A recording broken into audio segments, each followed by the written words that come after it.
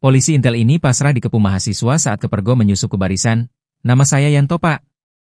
Dikabarkan ada seorang Intel kepolisian diduga tertangkap saat menyusup masa aksi Hari Buruh Internasional atau May Day di Semarang, Jawa Tengah, Kamis 1 Mei.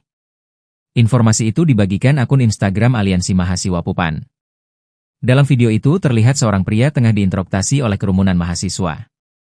Kita berhasil menawan Intel, tulis akun tersebut. Dalam video itu perwakilan mahasiswa pun meminta agar masa aksi turut menjaga rekan-rekannya. Sebab, mereka yang menyusup sebagai Intel merupakan anak-anak muda, sama seperti mahasiswa. Pastikan kawan-kawan seperjuangannya mengenakan masker. Karena apa? Perhatikan kawan-kawan, yang menjadi Intel, yang memberi bantuan ke kepolisian adalah orang-orang muda seperti Mas, terangnya.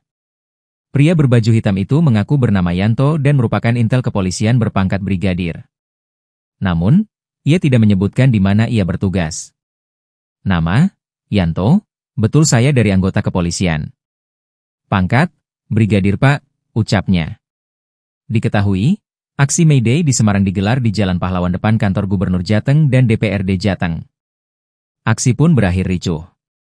Sejumlah peserta aksi dari kalangan mahasiswa dan kelompok diduga anarko juga diamankan kepolisian lantaran diduga melakukan aksi anarkis.